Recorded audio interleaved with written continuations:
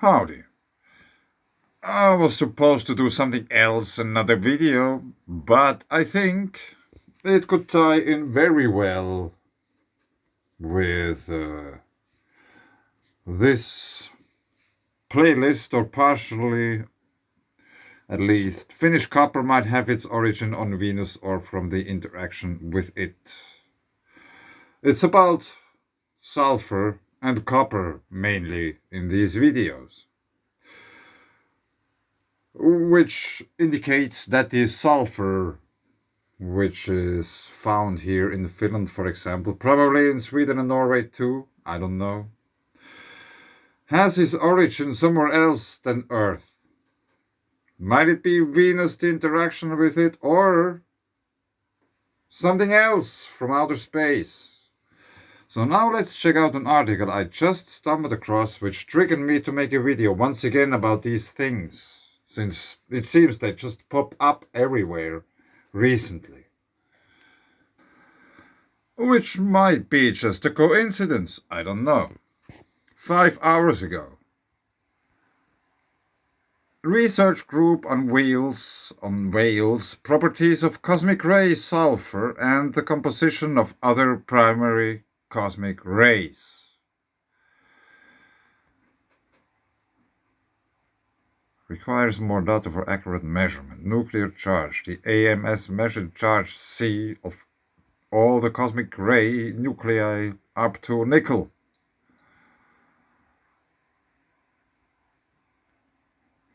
Hydrogen, helium, lithium, beryllium, borium, calcium, nitrogen, oxygen. Maybe. Where is sulfur? I don't know. Let's read. Charged cosmic rays, high-energy clusters of particles moving through space, were first described in 1912 by physicist Victor Hess. Since their discovery, they have been the topic of numerous astrophysics studies aimed at better understanding their origin. Are they talking about Birkeland currents? I don't know. High-energy clusters of particles moving through space. Maybe they are talking about Birkeland currents. Christian Birkeland. I don't know. Let's go on. I haven't read this yet. That's why I thought I'd just do it once. I do it loud and share my experience about it. Acceleration and propagation through space using satellite data or other experimental methods.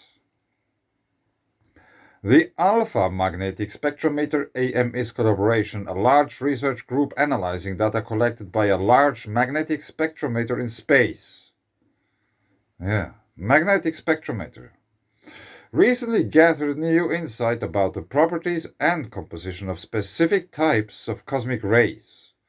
In a new paper published in Physical Review Letters, they specifically unveiled the composition of primary cosmic ray carbon, neon, yeah, it might be neon and not nitrogen, anyway, and magnesium, along with the composition and properties of cosmic ray sulfur. I really wonder how is it that all of a sudden, like, people talk about sulfur. Maybe they have been doing this all the time, I just missed it. I don't know, but it's very interesting, at least for me.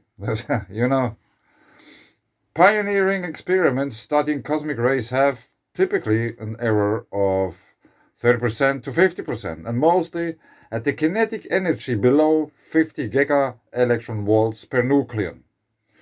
Samuel Ting, spokesperson for the AMS collaboration, told phys.org.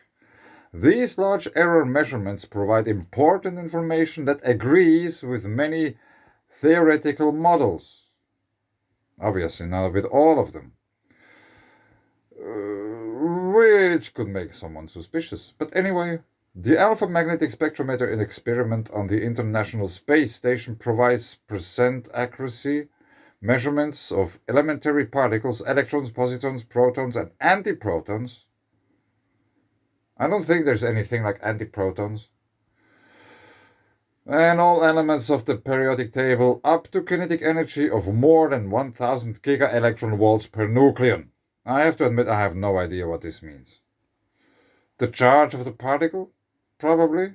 If it's a heavy element, it has more charge. I don't know. Maybe it goes something like that. Some of the recent measurements collected by the AMS detector have been difficult to explain using existing theoretical physics models. Like I said, they agree with many, but not with all. For instance, by measuring the rigidity, i.e., momentum charge, of all charged particles in the rays, the AMS detector gathered data shedding new light on the properties of two different kinds of charged cosmic rays, which the researchers dubbed primary and secondary rays. Primary cosmic rays, e.g., now we go again, helium, calcium, oxygen, neon, magnesium, silica, sulfur, iron. Maybe I don't make them all right, but in order, like, I could look them up. I probably would look them up if it would be so important. But anyway, nuclei are synthesized in stars and accelerated at astrophysical sources like supernovae and secondary cosmic rays, e.g., lithium, beryllium, B and F. Nuclei are produced in the interactions of the primary cosmic ray with the interstellar media. Ting explained. Yeah, so let's go on. That's very.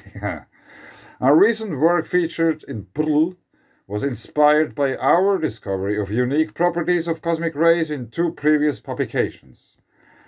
In the previous paper, the AMS collaboration showed that primary cosmic ray fluxes containing neon, magnesium, and silica had an identical rigidity dependence above 86.5 gigavolt, which differed significantly from the rigidity dependence of primary cosmic rays containing helium, calcium, oxygen, and iron particles. This suggests that primary cosmic rays can be divided in at least two subclasses, which the team dubbed NEMGSI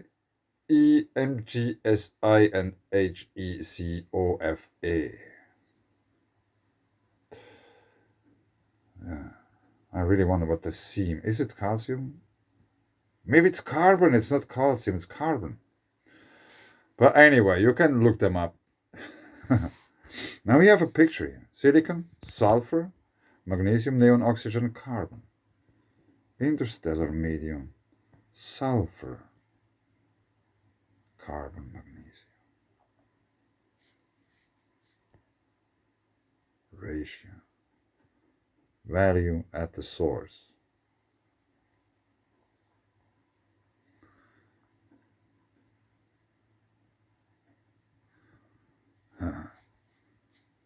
Yeah, I think that's very interesting. So my claim, which I made some time ago when I made those videos, that sulfur might have its origin somewhere else than Earth itself,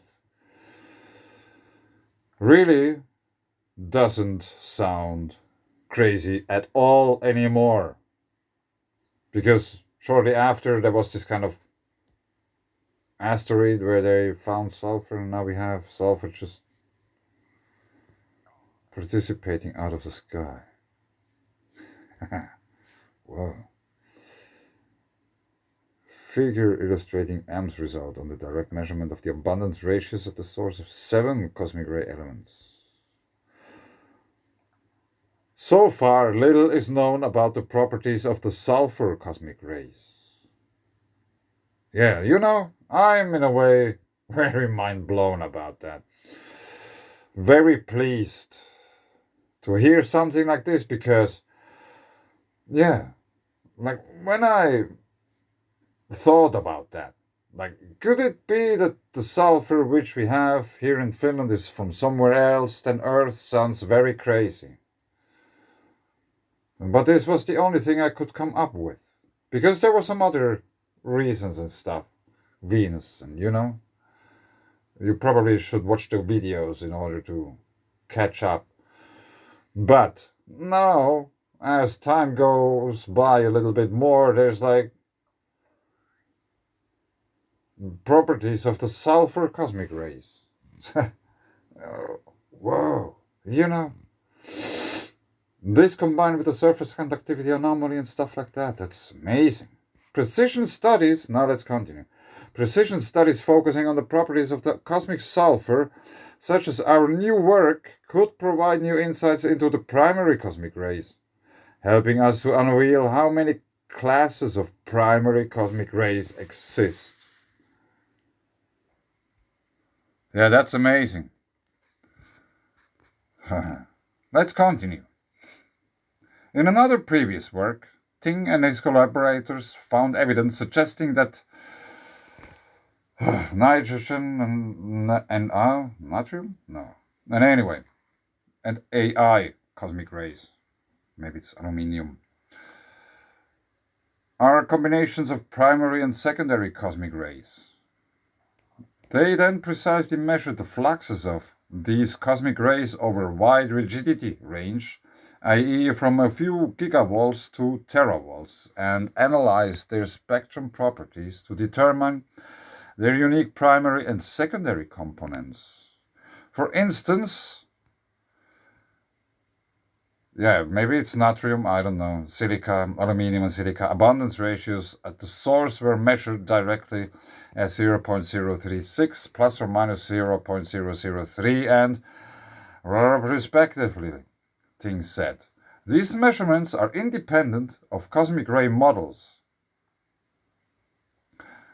Yes, because they are measuring actual things and not models. Because a model is just a model. It does what you want to do it. In our current publication, we extended this method to measure the primary and secondary composition of C and Ne and magnesium and silica, which are traditionally assumed to be primary cosmic rays. Unexpectedly, we found that these elements all have sizable secondary contributions from collisions of heavier cosmic rays with the interstellar media. The EMS relies on a highly precise magnetic spectrometer that is generally used to conduct experiments on Earth, for instance, aiding the research for fundamental particles using accelerators. It is comprised of 6 detecting elements that independently collect data about the charge, mass, momentum, and energy of elementary particles and nuclei. AMS is currently the only magnetic spectrometer situated in space, with researchers on Earth closely and continuously monitoring the function of each of its 6 elements to ensure that it operates reliably. Before it was sent to space, specifically to the International Space Station in 2011, the spectrometer was carefully calibrated using different CERN particle accelerators. Okay. To ensure the accuracy and reliability of the results, the raw data were analyzed independently by 2 to 4 international research groups, Ting said. And by analyzing the first 10 years of the EMS data, i.e. about 200 billion cosmic rays, we observed that above 90 gigavolts, the rigidity dependence of sulfur flux in cosmic rays is identical to the rigidity dependence of the neon magnesium silica fluxes, which is different from the helium, carbon, oxygen, iron fluxes rigidity dependence.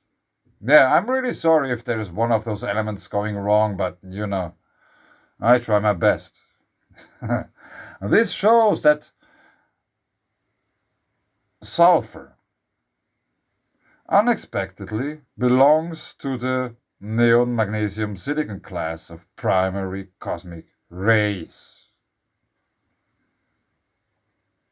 Yeah, that's very interesting. Analyzing data relate to 200 billion cosmic rays passing through 6 different detectors was a time-consuming and arduous task. Ultimately, the accuracy of the data was verified and cross-checked by 4 independent research teams located in Italy, Switzerland, China, and the United States. We also found that the traditional primary cosmic rays, sulfur, is it neon, magnesium, and what was it again? Carbon? Sorry, I got to sneeze.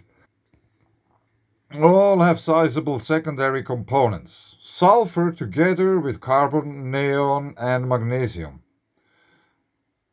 Cosmic nuclei all can be presented as a sum of primary component before propagation in the Milky Way, and secondary component during and after propagation. Things said. The abundance ratio at the cosmic ray source for sulfur silica is 0.168 plus minus. Yeah, numbers, many numbers. These direct measurements are independent of cosmic ray models. Yeah, that's a very nice sentence. Notably, the AMS collaboration was the first to accurately measure the flux of sulfur in the cosmos from a few gigavolts to teravolts. Their findings greatly contribute to the understanding of cosmic rays, their composition, and characteristics. Oh man. The analysis carried out by the AMS collaboration ultimately suggests that the primary and secondary contributions of silica, carbon, neon, manganese, cosmic ray fluxes are markedly different to those of nitrogen. I don't know what's Na. Maybe it's natrium, maybe not. And aluminium fluxes. Their findings, none of which was predicted by existing cosmic ray models. Their findings, none of which was predicted by existing cosmic ray models, could collectively help to better understand the nucleosynthesis in stars, as well as the origin and propagation of cosmic rays, and the abundance of sulfur in Finland probably too. AMS will now continue precision study of the cosmic ray elements, Ting added. We are currently upgrading our detector by increasing its acceptance by 300% by 2030. Yeah, let's see how that goes. We will explore the properties of the remaining heavy cosmic ray elements marked in white. Thus, by 2030, we will provide accurate and comprehensive information on cosmic ray origin and propagation. Yeah, if the sun doesn't go boom before that. This will uncover the mysteries of cosmic rays, such as where and how are they created, or how they reach us. In our next works, we plan to study the origin of the dark matter by precision measurements of electrons, positrons, antiprotons, and antideutrons. Yeah, that's a waste of time, but anyway. While analyzing AMS data, Ting and his collaborators have also observed several particles that could be viable heavy antimatter candidates, including antihelium. Okay. They thus plan to also continue searching for more of these particles, particularly anti-carbon and anti-oxygen. Okay. Until now it was very interesting, but now it goes a bit too far, at least for me. Concurrently, they are analyzing the daily flux variation of all the cosmic rays in the heliosphere over both 11 years and 22 years solar cycles, which could yield other interesting discoveries. Yes. Yeah, it was, I think, neon magnesium. Yeah. But I'm really excited about that. Unused properties of cosmic ray sulfur. Amazing! You know, if you have seen my copper videos, you probably noticed that there is no contradiction whatsoever with that. That the sulfur of Finland is probably not originating on Earth, it's from somewhere else. Maybe Venus, maybe some other planetary body, maybe cosmic rays. Maybe the Earth's magnetosphere once collapsed so much that it just smashed down on Earth and left the imprint on Scandinavia, the surface conductivity anomaly. That's why we have all the sulfur here. And the copper, because it's very highly conductive. Yeah. Very nice. Thank you, Fist.org, for providing me with more of... in a way, I think this is positive findings. Here is a sulfur. Now I found it. Sulfur. Amazing. Thank you. Bye.